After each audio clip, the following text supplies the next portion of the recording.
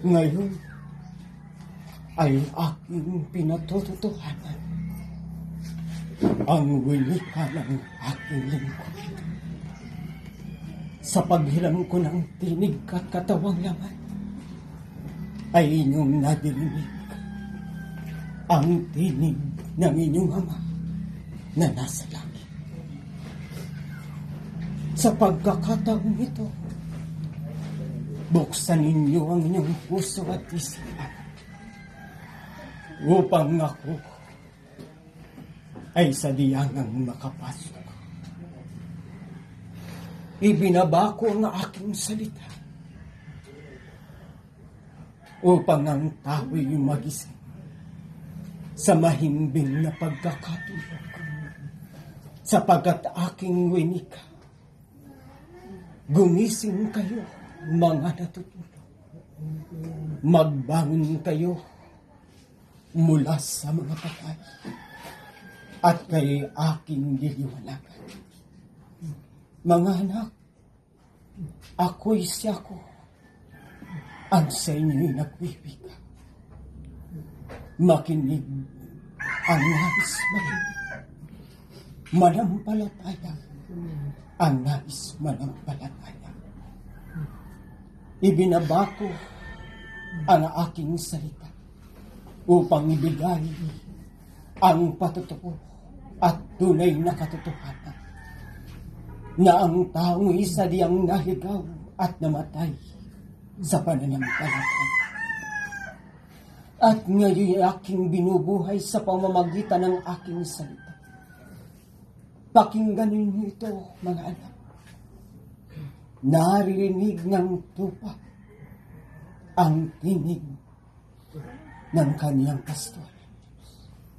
At ako ang tinatawag niyong Panginoon, Jesus, na naghasik at nagtanim ng mabuting balita.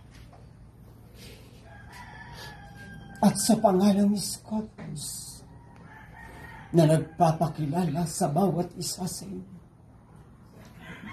marahil mga anak, ay nagtatanong ang inyong isipan kung tunay at totoo ang inyong natirinig at nakikita. Mga anak, huwag ninyong pag-alalahanin ang inyong mga puso at isipan, sapagkat ako'y si ako na inyong kausap. Ang Diyos Ama sa pasimula hanggang wakas, Iskopus, Kalinis, Linis. Ako'y kasama ninyo hanggang sa wakas ng panahon ito. Sa bawat isa sa inyo, binigkas ng aking lingkod ang mabuting balita na aking ipinahayag ng ako'y nagkatawang tao. Ngunit sa diyangang hindi lahat ay nakikinig. Hindi lahat ay nakatutupad. Kaya't kung kayo ay sa diyangang magigising buhat sa pagiging patay, mapalad kayo mga anak, sapagkat ang buhay na walang hanggan, katawang panglangit na di na makatitikim ng kamatayan sa namang uri ng pamamatay, ay kakamtin ng bawat magtatagumpay ikilala sa akin. Mga anak, tandaan niyo ito. Ang tunay na kumikilala sa akin ay sumusunod sa akin. At tunay nang kayo aking makikilala kung ang inyong mga gawa ay naaayon sa aking mga turo at pangalan. Ito na ang wakas ng panahon. Kaya aking binibigyan ng pagkakataon upang ako'y inyong tanggapin, ngunit di ko kayo pipilitin. Makipot ang pintuan ng ministeryo't ilaw na ito sa pangalan ni Scotus. sapagkat babatahin ninyo ang hirap, sakit at pagtitiis na puhunan na siya kong ginamit at ibinigay na halimbawa ng ako'y nagkatawang tao sa lupang ibabaw nito na kinilala ng mga apostol bilang Panginoong Hesukristo. At sa aking pagbabalik, aking ginanap na aking ipakilala at ipakita ang aking lihim na pangalan. Ang aking pangalan inilihim ay banal at kalinis-linisan. Walang luhis ni bahid man ng karumihan. Sapagkat ang aking pangalan, mga anak, ay higit sa mga naunang pangalan na aking ipinakita at inihayag sa sanlibutan. Mga anak, hindi ko kayo pipilitin. Umaayaw ninyong maniwala.